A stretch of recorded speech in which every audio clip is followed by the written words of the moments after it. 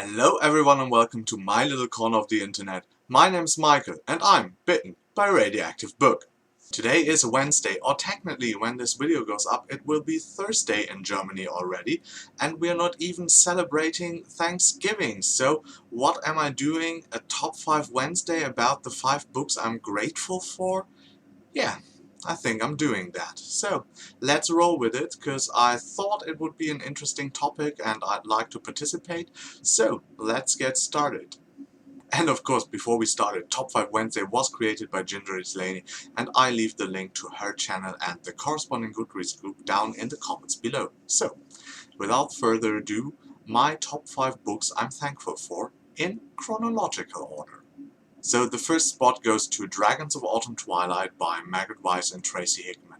It's the first book in the Dragonlance Chronicles, and yeah, the first book that actually kicks off the whole world of Dragonlance. I read this, I think, about when I was 13 or 14, and it was actually the books that introduced me to fantasy. And without the Dragonlance series, I wouldn't read fantasy for the last 25 years. So I'm really thankful to have read this book at this age, and then, yeah, just continued with fantasy. Next up we have Eric of Melbourne by Michael Moorcock.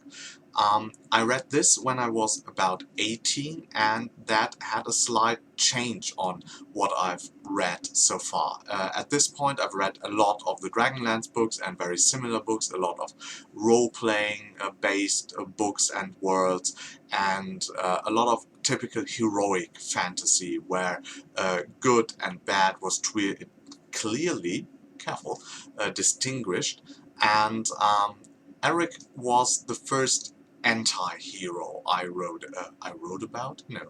That would be a thing if I had written the book. Wow. Okay. I read about, and so he introduced me to the world of grey characters, of more complex characters, maybe even more interesting characters. And so I'm really thankful to have read this book, because it changed a bit of my course. Not the love for fantasy as a genre, but what I was looking for in characters and stories. Next up we have Game of Thrones by George R. R. Martin. I've read this book, I think, about the age I was 25, 26, something like that, for the first time, and I really enjoyed it. And it was a phase where I was more into video games, into TV shows. I love those same things still, and consume quite a lot of it. But at that time, reading was on a bit of a back burner, and the Song of Ice and Fire books were the books that really reintroduced me to reading, rekindled my love for fantasy, and it is thanks to them that after a phase of a few years where I still always read but not as much, I really started reading again. Of course, I just read and reread the Song of Ice and Fire over and over again, but I was reading. Next up we have the Malazan Book of the Fallen. Really like the whole 10-book series, and it's so fortunately called the Malazan Book of the Fallen, so I can cheat a little bit and say it's one book, a large 10,000 page book, but hey, come on. Yeah, it was a book that really brought me totally back into fantasy reading, and as it's like my favorite series of all time, of course it affected me in a lot of ways. It showed me that there was a series after A Song of and Ice and Fire that I can't fall in love with. It showed me that plot-driven fantasy can be very interesting if it's done really well. It changed my perspective on how complex actually a fantasy series can be, a thing that I never thought possible after A Song of Ice and Fire, as it was like the biggest and most complex thing I ever experienced, and then there comes Malazan, and it's 10 times as big as A Song of Ice and Fire. And that was like really, really impressive to see an author who can pull so many strings together, who does not only have like hundreds of point of view characters, but thousands of side characters, and you get to know them all. That's quite impressive within 10 books.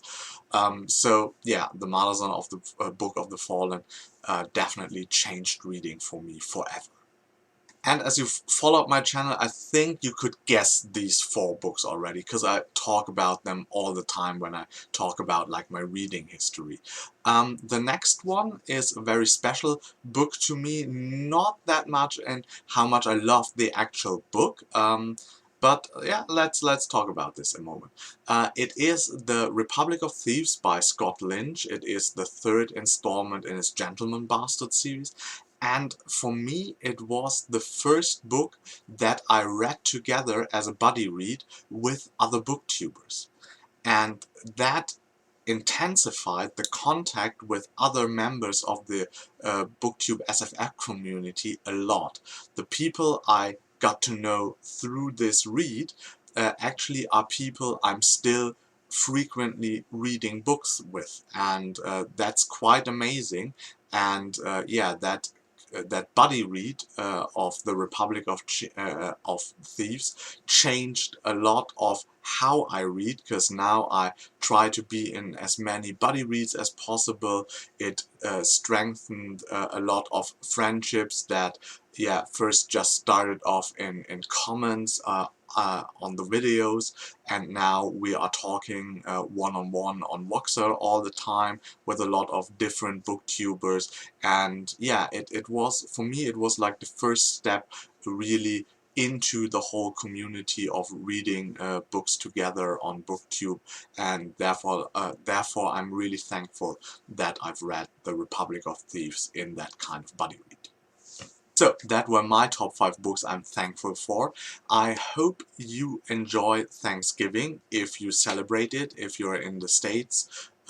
Yeah, then have a great holiday.